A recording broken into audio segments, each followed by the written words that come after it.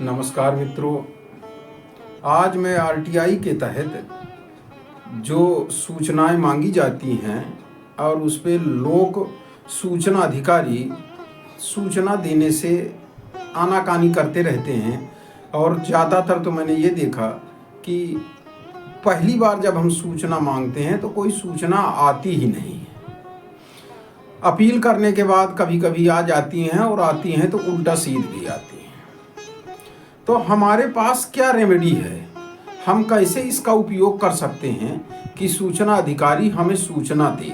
और आज का वीडियो बहुत इन्फॉर्मेटिव है। मैंने आज तक जो वीडियो बनाए हैं, आज वो सारी वीडियो को कहूँ कि ये जान है कि हम क्या रेमेडी लें, कैसे काम करें कि ये सूचना अधिकारी हमको सूचना दें और इनके लिए ऐसा उदाहरण बन जाए कि ये सबकी जो भी सूचना है उसके बारे में ये ध्यान से समझें और सूचना देने का प्रयत्न करें। लोग मित्र, होता ये है कि प्रायः देखा यह जाता है कि जैसे ही आप लोग सूचना अधिकारी के पास कोई सूचना मांगने पहुंचते हैं तो उसे यह लगता है कि जैसे कोई हमने अपराध कर दिया हो।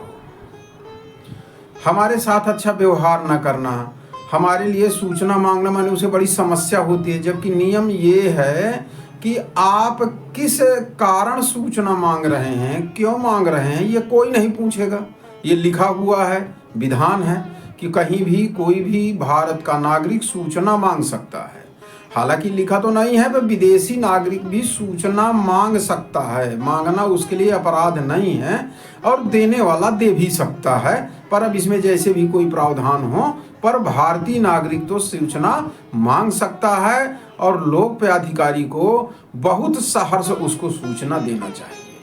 क्योंकि आज भारत का हर एक नागरिक को ये अधिकार दे दिया गया है, उसको वास्तविक मालिक मान लिया गया है कि सरकार के पटल पर या अन्य कई जगह जो पटल हैं, जैसे अब उत्तर प्रदेश में हमारे प्राइवेट स्कूल भी इसके दायरे में आ गए हैं, या जहां भी सरकार का कुछ पैसा खर्च होता है वहां से आप सूचना ले सकते हैं। अब ये कई प्राइवेट संस्था ऐसा कह सकते हैं कि हम तो प्राइवेट हैं, पर आप अगर ध्यान देंगे तो उसमें अगर कोई आदमी लगा हुआ है, काम कर रहा है, तो भारत में पढ़ा है, अर्थात कुछ न कुछ पैसा देश का लगा हुआ है, कहीं ना कहीं से उसका रजिस्ट्रेशन है, उस रजिस्ट्रेशन वाले ऑफिस में उसकी सारी सूचनाएं होनी चाहिए, आप वहां से सूचना ले सकते हैं। तो ये सूचना के अंतर्गत लगभग अब सब कुछ आ रहा है। कुछ विशेष परिस्थितियां हैं जहां सूचना नहीं दी जा सकती है, लेकिन अगर बृहद इंटरेस्ट हो, माने हर पब्लिक का इंटरेस्ट अगर उसमें है, तो वो भी सूचना मिलेगी। कई सूचनाएं तो 24 घंटे में मिलती हैं। और अगर ये सूचनाएं ना मिले तो जो मेन मुद्दा हमारा है, इसको आप अंत तक देखिएगा। ये जो मेन मुद्दा है कि आईपीसी हमारी कहाँ लागू हो जाती है, तब इसके लिए थोड़ा सा हमें सूचना के नियम को पढ़ना होगा। मैं इसको न होगा तो 2 भागों में कर दूंगा, थोड़ा बड़ा हो रहा है ये, कि इसका उद्देश्य क्या है, जन सूचना का उद्देश्य क्या है, इसकी आत्मा क्या है, इसको हमें थोड़ा सा ध्यान देना है। तो जो भी सूचना सरकारी तंत्र के पास मौजूद है वह ज़्यादा से ज़्यादा पब्लिक तक पहुंचाई जाए। भाई, सरकारी तंत्र हर जगह नहीं पहुंच सकता। कई प्राइवेट स्कूल हैं जिनका ऑडिट तो होने का नियम है, पर अब सरकारी के पास इतनी मशीनरी नहीं है, समय से नहीं हो पाता है। तो इस तरह तमाम व्यवस्थाएं और जनता ने कुछ ये मांग की, जिस कारण सबको ये सूचना का अधिकार दिया गया। अगर इसकी आत्मा कही जाए कि ये सूचना अधिनियम 2005 की आत्मा क्या है, तो इसकी आत्मा धारा 21 सेक्शन 21 में बताया गया है। इसको हमें बड़े ध्यान से समझना चाहिए। खेल हमारा यहीं शुरू होगा और आईपीसी यहीं लागू होगी। यहीं से आप एफआईआर करा सकते हैं, कहीं अपील करने की आवश्यकता नहीं है। अपील के लिए और बार बार समय से बचने के लिए आपको यहाँ ध्यान देना होगा। ये जो सेक्शन 21 है, इसमें साफ लिखा है कि आवेदक के साथ सद्भावना के साथ विचार किया जाए। अब जहां सद्भावना ना हो, बस वहीं आईपीसी शुरू हो जाती है। क्योंकि सद्भावना की परिभाषा ये सूचना अधिनियम में नहीं दी गई है।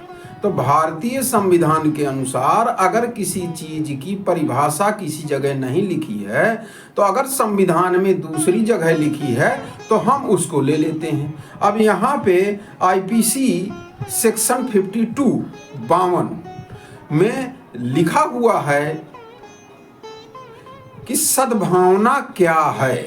इसको अगर हमें समझना है तो सेक्शन 52 देखना होगा। में लिखा है कि मैं जहां सावधानी पूर्वक सम्यक रूप से कार्य निष्पादित न किया गया हो वहां सद्भावना नहीं दुर्भावना मानी जाएगी। अब देखिए, सद्भावना और दुर्भावना तो अपने आप पता चल जाती है। और जैसे आपको किसी ने दिया, सूचना दी, अधूरी दी, नहीं दी, तो कहीं ना कहीं विचार में आता नहीं है कि भाई इनकी मंशा ही नहीं थी कि हमको सूचना दी जाए। अगर आपको कोई सूचना नहीं मिलती है तो इसका अर्थ यही है कि इनकी सद्भावना हमारे प्रति नहीं थी। और अगर सद्भावना नहीं है तो परिभाषा 52 की लागू हो जाती है कि इन्होंने सावधानी पूर्वक हमारे आवेदन पर विचार ही नहीं किया है।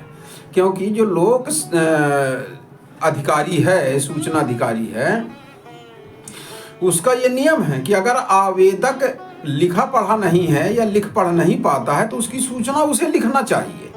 बहुत अधिकार दिए गए हैं, पर इसका ये लोग दुरुपयोग करते हैं और तरह तरह से लोगों को परेशान करते हैं। तो जो नियमों को नहीं मानता तो क्या आ जाएगी? दुर्भावना आ जाएगी। अब दुर्भावना आ गई तो आईपीसी लागू हो गई। यहीं से हमारे सिस्टम शुरू हो जाते हैं। थोड़ा और समझना है हमको। जन सूचना अधिनियम 2005 की सेक्शन 23, ये थोड़ा सा हमें विशेष इसमें ध्यान रखना है। इसमें अपील के अलावा कोई रेमेडी बताई नहीं गई है। माने आपको यदि सूचना नहीं मिलती है तो प्रथम अपील करेंगे, फिर अगर प्रथम अपील पर भी कोई सूचना नहीं मिलती है या अधूरी सूचना मिलती है तो आप द्वितीय अपील करेंगे। और द्वितीय अपील किया नहीं, पहली अपील किया तो महीनों के लिए फंस गए, 1 महीना 1.5 महीना फिर लग जाता है। और अगर दूसरी अपील आपने किया तो फिर पता ही नहीं 2 साल 3 साल में कई का तो आज तक जवाब ही नहीं आया है। अब इसके अलावा आपके पास कोई विकल्प नहीं है।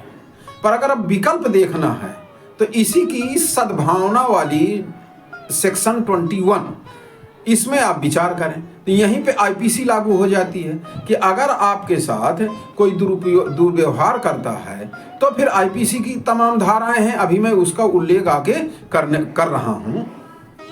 एक इसमें और व्यवस्था है, सेक्शन 81J 2005 अधिनियम में सेक्शन 81J, इसको ध्यान रखिएगा। जहां कोई सूचना विधानसभा को, विधान परिषद को, सांसद को दी जा सकती है, वो सारी सूचना आम आदमी को दी जा सकती हैं। अब यहीं पे आप विचार कर लीजिए कि ऐसी कौन सी सूचना है कि जो संसद चाहता हो कि उसको मिल जाए और उसको न मिले, तो उसको तो तुरंत मिल जाती है कोई भी सूचना हो। लेकिन जनता को ये सूचना देने में बड़ी आनाकानी करते हैं। इन्हें तो ऐसा लगता है कि जैसे जनता ने कोई अपराध कर दिया हो। सूचना क्या मांग लिया, मैंने जहाँ जहाँ सूचनाएं मांगी तो उन्हें ये लगता है ये क्या करेंगे सूचना का, और इसका दुरुपयोग होगा। आपस में भी जो लोग बात करते हैं तो उन्हें लगता है ये सब टाइम पास हो रहा है, जबकि नियम यही है कि कोई टाइम पास करने के लिए रहा, किसी लिए ले रहा है, उसको आपको सूचना देना है। उससे ये उद्देश्य नहीं पूछा जाएगा कि उसका उद्देश्य क्या है। अगर इसमें जैसे एक बात है कि आदमी का मेडिकल सर्टिफिकेट है, मेडिकल के संबंध में है कि उसको कौन सी बीमारी है, क्या है, इसमें आम पब्लिक का कोई रुचि नहीं होनी चाहिए। तो ऐसी सूचना यदि कोई आप मांगते हैं, चरित्र संबंधी कोई सूचना मांगते हैं जिसमें पब्लिक का इंटरेस्ट नहीं होना चाहिए, जैसे किसी का कितना वेतन है, इसमें हमें कोई इंटरेस्ट नहीं होना चाहिए, लेकिन पत्नी को इंटरेस्ट है और इसकी हाई कोर्ट ने सूचना दिला भी दी कि पत्नी को जानकारी होनी चाहिए। तो इस तरह यदि कहीं से कोई गड़बड़ी समझ में आ रही है, अब पब्लिक इंटरेस्ट खड़ा हो जाए इसमें, तो सूचना मिलेगी। सूचना मेडिकल की भी मिलेगी और सूचना चरित्र संबंधी भी मिल जाएगी, लेकिन इसमें पब्लिक इंटरेस्ट होना चाहिए। पब्लिक इंटरेस्ट कहाँ से लागू होता है तो आप समझिए, यदि आप एक सुई भी खरीदते हैं तो उसमें भी टैक्स देते हैं, तो जहां जहां आप टैक्स देते हैं वो एक बृहद मात्रा में पैसा इकट्ठा होता है। किसका पैसा कहाँ खर्च होता है ये कुछ समझ में नहीं आता है। ये सारा पैसा जो है सरकारी कर्मचारियों के वेतन देने पर हर जगह होता है।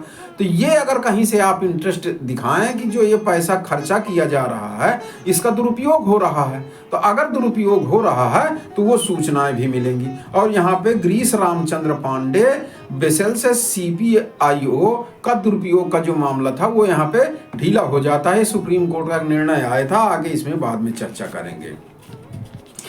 और एक जो है सेक्शन 5, आम आदमी कोई भी कागज अगर उसको चाहिए तो PIO या CPI देने के लिए बाध्य है।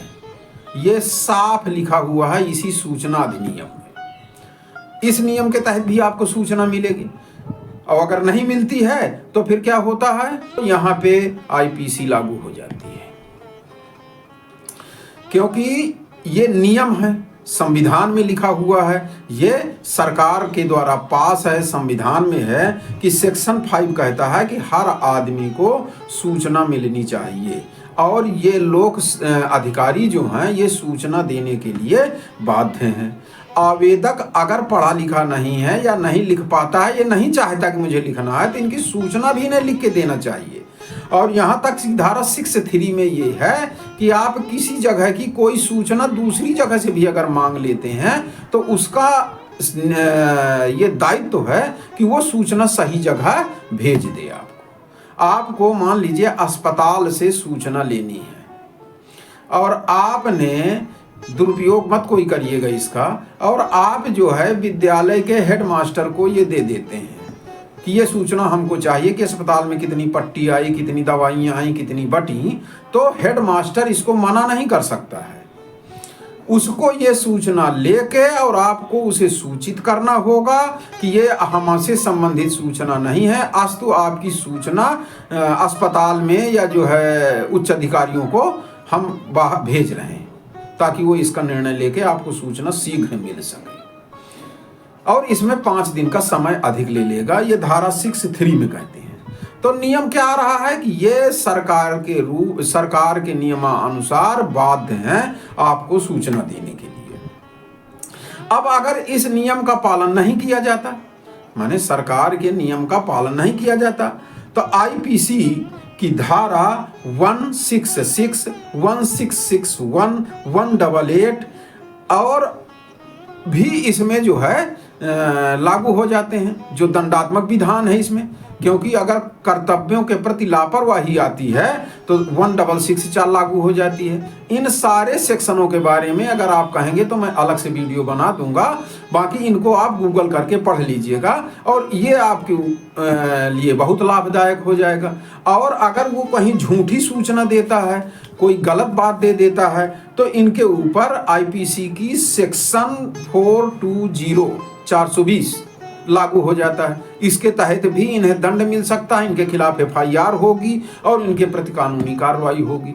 हो सकता है अगर आप अपनी बात ठीक से नहीं समझा पा रहे हैं तो आप FIR दर्ज न करा पाएं, तो फिर आपको कोर्ट जाना पड़ेगा। वहाँ से जो है किसी वकील के माध्यम से मिलके आप इनके खिलाफ जो है FIR दर्ज करा सकते हैं। फिर ये अपने चक्कर में फंस जाएंगे, फिर ये जो है दौड़े दौड़े घूमेंगे और सारी सूचनाएं आपको उपलब्ध कराएंगे। लेकिन इन धाराओं का दुरुपयोग ना हो, इसके बारे में भी आपको जानना चाहिए और समझना चाहिए। अगर सूचना PIO के पास नहीं है तो मैंने बताया था ना कि सेक्शन 6(3) के तहत जहां हो वहां से वो लाके आपको देगा। एक चीज और समझ लीजिए आप कि देखिए, जो भी नियम कानून बनते हैं वो क्यों बनते हैं? वो पब्लिक के इंटरेस्ट के लिए और सामान्य जन की भलाई के लिए बनाए जाते हैं। और अगर सामान्य जन की भलाई उस नियम कानून के तहत नहीं हो रही है, उनके पालन करने वालों के द्वारा नहीं हो रही है, तो फिर वही सेक्शन 21 सद्भावना न रहना। अगर सद्भावना न रहना तो फिर क्या लागू हो जाएगा? IPC। तो आपको अगर कोई सूचना नहीं मिल रही है तो फिर आप IPC का प्रयोग कर सकते हैं। देखिए, एक नियम और है कानून का कि एक ही एक ही अपराध पर 2 सजा नहीं दी जा सकती, लेकिन उसी नियम में वहीं लिखा हुआ है कि अगर एक ही विधान में आपको 2 रेमेडी मिल रही हैं, माने 2 तरफ से सहायता मिल रही है, तो दोनों सहायता आप ले सकते हैं। ये भारतीय संविधान में है, आईपीसी में लिखा हुआ है। अगर कहेंगे तो इसके बारे में भी मैं विस्तृत बना दूंगा जो है। तो आप 2 रेमेडी हम ले रहे हैं, हम आईपीसी की भी ले रहे हैं और जन सूचना अधिनियम की भी ले रहे हैं। तो ये रेमेडी लेने से आपको मना नहीं किया जा सकता है और आपकी कोर्ट भी इस विषय में मदद करेगी। लेकिन एक चीज मैं कहूँगा कि जो सूचना अधिकारी हैं वो थोड़ा सा ईमानदारी के साथ और राष्ट्रभक्ति के साथ जरूर ये काम करें, ताकि लोगों के कल्याण के लिए हम सूचनाओं का उपयोग कर सकें। हालांकि ऐसी कोई भावना नहीं है उसमें, कोई व्यक्ति किसी तरह से भी कर सकता है। और यहाँ तक भी देखा गया कि सूचना जो मांगने वाले हैं उनके ऊपर तरह तरह के अपराध लगा दिए जाते हैं और उन्हें अपराधी घोषित किया जाता है कि हमको ये कर रहे हैं, ये कर रहे हैं, परेशान कर रहे हैं। अरे भाई, परेशान कर रहे हैं नहीं कर रहे हैं, जो सूचना मांगी आप उनको दे दीजिए, खत्म। कहाँ इसमें कौन परेशानी की बात है? पर इसके लिए थोड़ा सा लंबी प्रक्रिया होगी। अभी एक जगह किसी सूचना अधिकारी के खिलाफ डीएम ने जो है एफआईआर दर्ज करने का निर्देश दे दिया था, जिस पर फिर कानूनी कार्रवाई तमाम हुई है। अब आगे देखें उसमें क्या होता है। लेकिन मैं तो एक सीधा आप सबके लिए एक बात कहता हूं कि आप अपने नियम के अनुसार चलें, किसी से ज़्यादा वो ना करें। आप जहां से सूचना लेते हैं उनसे फ़ोन वगैरह में अगर कोई बात करते हैं तो सावधानी पूर्वक बात करें, क्योंकि आपको फांसने का भी विचार हो सकता है। तो आप जो है सावधानी से काम करें और जो सूचना अधिकारी हैं उन्हें तो सूचना आपको देनी ही पड़ेगी और सीधा नियम है और निश्चित आपको कोर्ट से सहायता मिल जाएगी कि कोई भी किसी भी उद्देश्य से सूचना मांग सकता है। सूचना देने में कोई आनाकानी नहीं कर सकता। उन्होंने ऐसा कुछ लगाया कि ये ब्लैकमेल कर रहे हैं, तो भाई आप सूचना दे दीजिए, खत्म काम। ब्लैकमेलिंग की कहाँ बात आती है? आप सूचना न देने में आनाकानी कर रहे हैं तो आप ही दंड के भागी हो जाएंगे और फिर आईपीसी लागू हो जाएगी। तो ये वीडियो अगर उनके तक भी पहुंच जाए तो आप इनका जो है लाभ ले लीजिएगा। और फिर यहीं तक मैं आपको बता रहा हूं। इसके बाद अभी इसमें कुछ और चीज़ें हैं, वो शायद मैं आपको अगले वीडियो में जल्द ही दे दूँगा। और अगर ये वीडियो आपको पसंद आई हो, मेरी मेहनत पसंद आई हो, तो लाइक सब्सक्राइब करिए और इसको ज़्यादा से ज़्यादा शेयर करिए। धन्यवाद, आपने थोड़ा हमको समय दिया। नमस्कार।